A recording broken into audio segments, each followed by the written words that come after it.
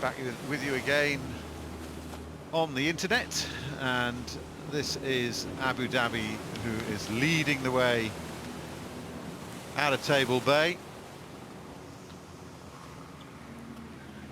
Great shot from one of the cameras up the mast. They've got a bunch of remote cameras on these boats. You can see one at the very stern on top of the big communications bubble. There's one on either side of the spreaders here, one looking forward.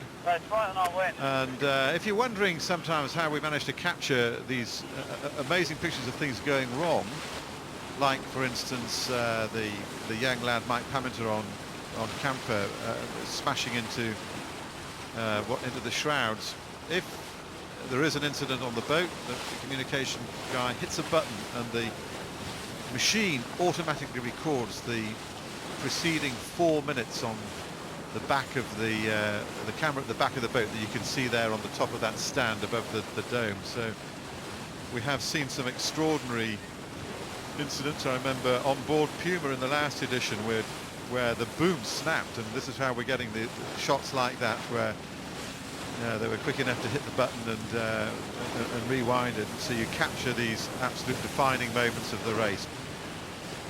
On board with Sanya now, and they almost had their defining moments with their boat. The rebuild that they've done on this boat has been quite incredible. We talked to Mike Sanderson about it, who described it as being like something out of Pirates of the Caribbean when they hit something, thought a torpedo had gone through it.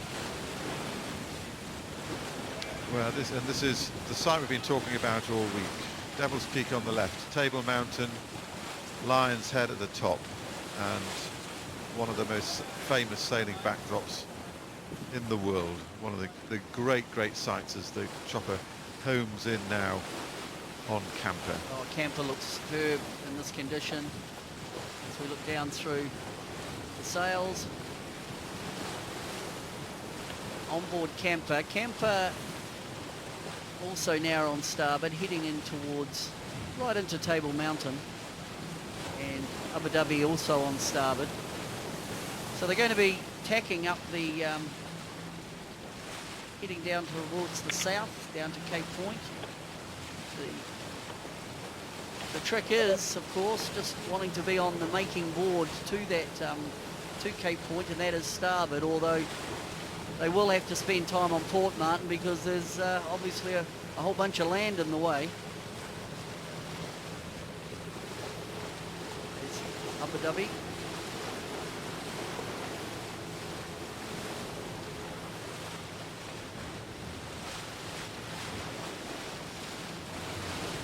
Decent seaway running. No, Jerry, are you still out there now? Oh yeah, we're chasing the boats, and it is the Sea States building. We're right alongside Telefonica right now, and it's everyone's starting to settle in.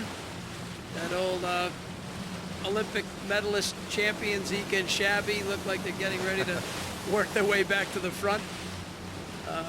That's a great tandem over there with a whole lot of other good veterans. It's fun to see them having success, at this point. So when they get going now, I mean, what will the form be in terms of the the settling down process? I mean, presumably someone will soon be getting down, get their head down for a couple of hours while they get the chance, and maybe a bit of food prep, that kind of thing. Once now that they're sort of getting clear of the bay. I think what's going to happen is they'll stay hydrated. And they'll keep all hands on deck, probably until dark. But this is you'll have everyone up for every single tack. So until they get on starboard for a long period of time, you won't see anyone coming off watch. So everyone's on deck. Really sails stacked up there. Almost in an inshore mode for the first 3 or 4 hours.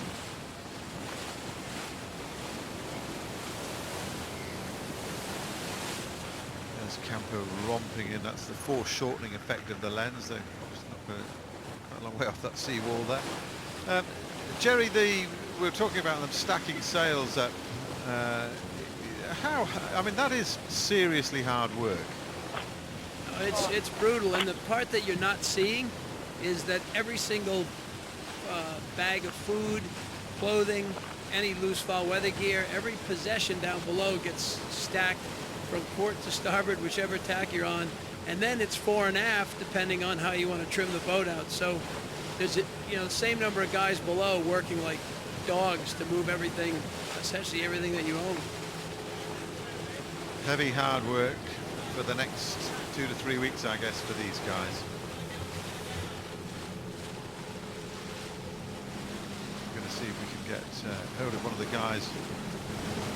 Might be Ryan Houston on Team Sanya, as we look down on camper with them as Team New Zealand at the moment.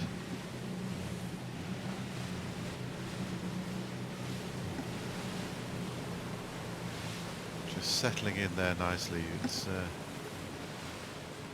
they're just machines, these boats. They're just built to race. It's neat, that sail pattern as well. That's, we were talking about this being the dazzle pattern that was used to camouflage boats in the Second World War. Pretty effective. This is that stern camera that we were talking about as well, from just sitting on top of the big communications dome, looking down the length of the boat. Just interesting, Martin, looking at the sail setup and all the boats. Well, a lot of the boats are running a lot of roach in the head of the Genoa, with assisted with a batten. It's almost the technology, I think, that's come out of the America's Cup, you know, where we saw batten. Of course, they were even bigger roach sails because they had a spreader pusher. But these Volvo 70s have certainly got a lot of sail area compressed in the head of the Genoa. This is Richard Mason. Richard Mason, are you hearing us there? Yeah, I got you, mate, loud and clear. How would you describe your start? You're in the thick of it, you're not at the back of the fleet? No, we're pretty happy with it, actually. Pretty clean getaway, so it's all on. Yeah, we're mixing it up with the boys out here. There's just been a little bit of a header coming in the shore, so we lost a little bit, but we'll get it back. Long way to go. It is a long way to go. What you'll be hoping for is that it might get a little bit fluky for you and a bit funky, and give you a good chance in the lottery with your navigator there behind you, Axel Magdal. Absolutely, that's what we need. Obviously, we're not going to do too well in drag race, but if we can pick our way through it and sail smart, that's what we're looking for. Okay, new bow, a few new guys on board. Jerry Kirby was telling us that you've got a bit of a laugh man there with Jared Henderson. Oh, these two guys are fantastic. They've had a total baptism of fire, and they're doing an amazing job. So, attacking, mate, I've got to go. See ya. Good luck, mate. That's good. That is one solid citizen, Richard Mason. He's been promoted up to watch captain, I think I'm right in saying, on Team Sanya there. He has been around for a long time. Yeah, you're right about that, Martin. Richard, I've done a lot of offshore miles with him, and he was part of that Ericsson 3, where they had the longest leg of any Volvo ever, yes, when they essentially left Singapore and didn't stop racing till they won the leg into Brazil. And there was some pretty epic sea stories that came out of that whole adventure, but Richard Mason was a big part of that, as was Axel. Well, Axel, with that huge decision to go the opposite direction to the fleet, was it bold, it paid off, and I mean, how would you have viewed a decision like that? I mean, he had good science to back him up. Well, it's interesting because we were right next to Ericsson 3, heading down to that gate off New Zealand, and we were contemplating the same decision. You know, KP said, look, the way to go, fastest way to win, is to go north, but we're going to get into really heavy seas and 45 to breeze, but that could be a race winner. And all the guys that we were close to points-wise were headed south, so Kenny and KP figured stay with the competition, and we went south. So I tell you, it was a great story for Magnus Olsson at the age of 60 to, fight his way through, several months of just, keeping focused. I mean, a real seamanship, and you talk about a guy with a sense of humor. Magnus is a legend. I don't think I've ever seen him without a smile on his face. Well, it's just interesting there that Groupama have actually got round Puma. I'm picking Martin, it's pretty shifty out there. There's some wind shifts because we're seeing some, some changing in positioning. Jerry, does it look a bit shifty? Well, Groupama attacked immediately at the mark, and as they came into the shore, they got headed and then flopped over on the lift. So they got to the inside of Puma, and you're right, it's shifty as you go towards the shore. You get a little header and lift it on your way out. Looking at Telefonica. God, they're just punching through it. It's pretty big waves. Certainly the prediction is later in the day they're going to get into really big waves as they get further down the coast. Well, we just hope that they've resolved their issues with rigs and things, and that... I don't think it's anything like, though, Martin, Nah, leaving really Alicante, where it was pretty gnarly. Brutal. This is, in fact, from what I saw of the forecast, they're in for a lovely night sail down to Cape Point. Kenny Reid, what a great shot from the chopper of Kenny Reid on that angled platform. You can see that flicks up and down, and Martin, if there you're he is, wondering, looking, just having a bit of a look at the head stays on the rig. if we look there on the boom, you can see the mouse lines coming out of the reefing points in the boom, and they're actually moused, or a small, like a mouse line runs through the reef, so that if the conditions, if it really freshens, they need to put the reef line in, they pull it through with the mouse line. But these boats are in offshore mode, so the mouse lines are all lead, and they're very efficient at reefing if they need to. Well, they certainly had to after they got out of Alicante, because they faced some brutal seas. Jerry, did you talk to Rome about what it was like hammering out of there, because it was ugly? Yeah, I mean, essentially all the guys on Puma, on every boat that I've spoken to, that first night was brutal. And I mean, obviously the results with Abu Dhabi and Senya show how tough it was.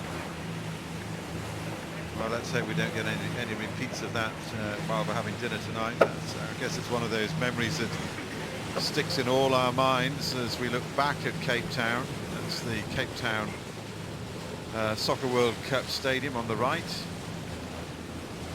But we're now out with Sanya in this big, they're quite long swells, these, aren't they? It's not that horrible short stuff. Well, one of the issues, Martin, will be later in the day if you end up with big swells and a dying breeze. Well, let's hope that it all bodes well for them as they head off now on the trek to a safe haven and then on to Abu Dhabi. From Jerry Kirby, a last word from you. Everyone looks settled in, and we just wish them all good luck, and let's hope that everyone gets there in one piece. Peter? Well, for me, just seeing 6 boats back out racing, fabulous, and my first time in Cape Town, and boy, do I want to return. Well, I echo those sentiments entirely as we look at our overall race leader Telefonica punching out of Cape Town. So from Cape Town, we wish you farewell and look forward to you following the Volvo Ocean Race on our computers for the next few weeks and watching the drama unfold. From Cape Town, goodbye.